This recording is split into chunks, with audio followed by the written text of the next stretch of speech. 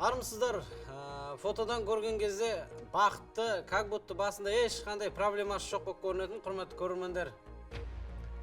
Қазіргі таңда фотоң болмаса, жұмысқа да тұра алмайсың, өзіңді дәлелдей алмайсың, тым болмағанда қыз жігіт болып таныса да алмайсың. Байқап отқандарыңыздай тақырып фото.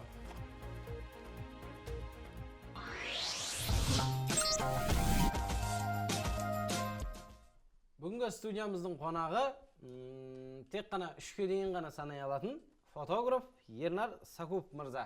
Қайырлы күн, студиямызға қош келдіңіз. Ой, рахмет. Студияңыз өте керемет, жайлы екен. Менің де бір студияма келіп кетіңіз бұйырса. Енді үйленіп жатсам, фотоға түсіріп алайын сізді. 1, 2, 3 кеттік. Бәрекелді. Енді үйленіп жатсам студияңызға барармын. Әзірге сұрақ айтпақшы, мынау сіздер арқылы кіммен кім үйленіп жатыр, бәрін білуге болады, Енді оны білуге болады. Кіммен кім үйленіп жатқан былай тұрсын. Кім не үшін үйленіп жатыр, не үшін асығып жатыр, соның бәрін білесің ғой. Қалай сонда асығып болғанда? Асығып дегенде мына екі қабат болып жатқан қыздар, келіндер болады енді. Соны білдіртпеу керек барынша. Фотодан көргенде шақыру келетінде көрінбей тұру керек қой, соның бәрін ойластыру керек та бізге. Фотошоп аман болсын дейсіз ғой енді. Фотошоп дегенде фотошопқа сенбейміз ғой. Қазір өзімізде мастер болып алдық, қазір әдістерін ойлап таптым ғой өзім. Мен сізге бір көрсетейін, қалай екенін. Біздер енді барынша білдіртпеу үшін былай жасаймыз. Сіз жігітсіз, мен қыздың рөлін ойнап берейін қазір. Артына тұрғыза қоясыз да, қыз артынан бүйтіп еңкейіп сәл құшақтайды, сол кезде көрінбейді, байқадыңыз ба? Ештеңе көрінбейді, мен ақтан. Сөйтіп әдемі қылып шақыру билетін шығара саламыз. Екінші вариант ол, орныңыздан тұрсаңыз болады. Орныңыздан тұрыңыз, қыз мінекей, алдын жауып қоямыз. Дым білмей мәз болып тұра береміз, сіз жігіт болып тұра бересіз, ешқандай қиындығы жоқ, оны монтаждамаймыз да. Осындай способтар бар, мұна гүл сізге. Андай қарны шығып кеткен жігіттерді тұра беретін шығар бүйтіп, ол кісілер енді жасырмайды ғой. Мынауыңыз қызық екен шынымен де. Мынау енді сіздің студияңызға неше түрлі адамдар келетін шығар, Ой, әртүрлі адамдар келеді. Біреулер күле алмайды, біреулер тырқылдап күле береді. Әртүрлі түсіріп жатқанда түсіре алмай қаласың ғой кейбіреулердің күлгеннен. Сосын қыздар келеді, еріндерін шошайтып бүйтіп, үйреп тұрып түседі, тағы бір жерлерін шошайтып түседі. В общем айтқанда қиналып кетесің ана қыздарды түсірген кезде. Артынан Инстаграмнан көріп отырасың ғой әйтеуір, бірақ қандай жұмыс жасағандарыңды. Дұрыс. Түсінікті. Сосын студиядан бөлек сіздер тойға шығатындарыңызды білемін.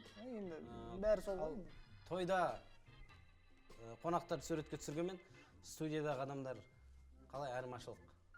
Енді біздің қазақтың тойын деген бір фотоны бір жарты сағат түсіресің ғой примерно. Бастайсың 1-2 деп енді түсірейін деп отырған кезде ойбай құдағайды ұмытып кеттік дейді. Сөйтіп құдағайды іздеп тауып алып келеді. Енді түсірейін деп отырған кезде мына Сарапа қайда дейді, Сарапаны іздеп кетеді, Сарапаны тауып алып келеміз. Сөйтіп жүрген кезде Мұрат қаяққа келеді де алдына камераның алдына келіп, камераны жұлып алып бізбен қырылып жатады. Оны орнына қойып успокоить етіп отырған кезде мен қызым түсу керек деп алдына қойып қояды, артынан бойы кішкентайлар алдына шығады. В общем, бардак болады ғой ана жерде деген, түсіре алмай қаласың ғой. В общем, бір тойда 2 фото түсіресің ғой, батарейка отырып қала береді ғой, қайта-қайта. Кейде түсіре алмай қайтамыз десең? Түсіре алмай да қайта бересің. Түсінікті.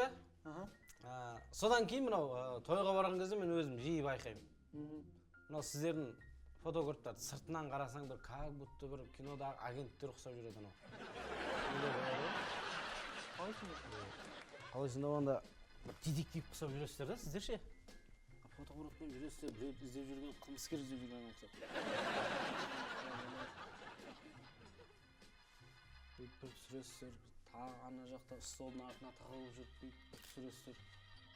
Сосын оны ше, апарасыздар, мынаны танисың ба деген сияқты. Сізде ол адам басын шайқайды, танымаймын деген сияқты. Ол да басын шайқайды. Енді өздерің тамақ ішіп отырасыңдар фотоға түсіріп отқан кезде. Апарасыңдар, енді аласың ба десе алмай қаласыңдар. Сендер сөйтесіңдер ғой. Ой, жоқ, енді оны аламыз ғой.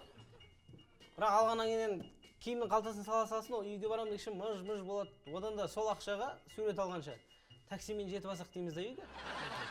Естелікке енді керек болады ғой, өзіңізге енді үйге барасыз, қарайсыз, мына тойдан, анау мына тойдан деген сияқты енді. Дұрыс. Енді естелік демекші мынау негізі баяғыда 11-ші ғасырларда ол кезде анау фотоаппарат жоқ деген жоқ. Фотоаппарат жоқ кезде. Ол кезде жоқ қой енді. Бір суретші жаңа бүкіл жанияны жинап, жаниясымен бірге тұрғызып қойып, суретін салып бастаған ғой, 3 күн, 4 күн сапты. Сөйтіп салып біткен кезде, ой, аға кешіріңіз, басынан салайын деген ғой. Сөйтсе ана үйдің егесі жынданып кетті, не болды, тыныштық қой, шай ішемін деп. Сіз анау көзіңізді жұмып қалдыңыз депсіз, иә? Деген сияқты осындай қызықтар болып тұрған шығар сіздерде де. Енді қызықтар болып тұрады. Бір-екі рет мына бір тойда бір ағамыз фотоның бетін тырнап отыр.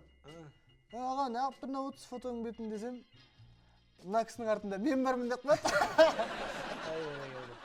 Мына енді аға, мына фотоға көп түсетін адамдарға не айтасыз? Мына фотоға көп түсетін, мен баяғыдан бері айтқым келіп жүрген осыны. Әсіресе мына удостоверениеға дұрыс түсе алмай қалғанды менен көрмеңдер. Өздерің дұрыстап түсіңдер, или басқа жерге барып түсіңдер. Иә. Мынау негізі әркімнің өзінің жеке куәлігіндегі суреті ешкімге өзіне ұнамайды ғой, деймін. Бұрынғы кезде удостоверение жоғалту дейтін, бір қылмыс ұқсап, уайымдап кететін қой, қайтып алам дегенше. Қазір жоғалса қуанатын болдық қой, қайтадан бір дұрыстап түсіп алатын болдық қой. Алтын уақытыңызды бөліп бергеніңізге рахмет. Оқасы. Құрметті көрермендер, арнайы сіздер үшін Жаңарған ТV бүгін біздің студиямыздың қонағы Ернар Сакуп, фотограф. Қош, сау болыңыздар.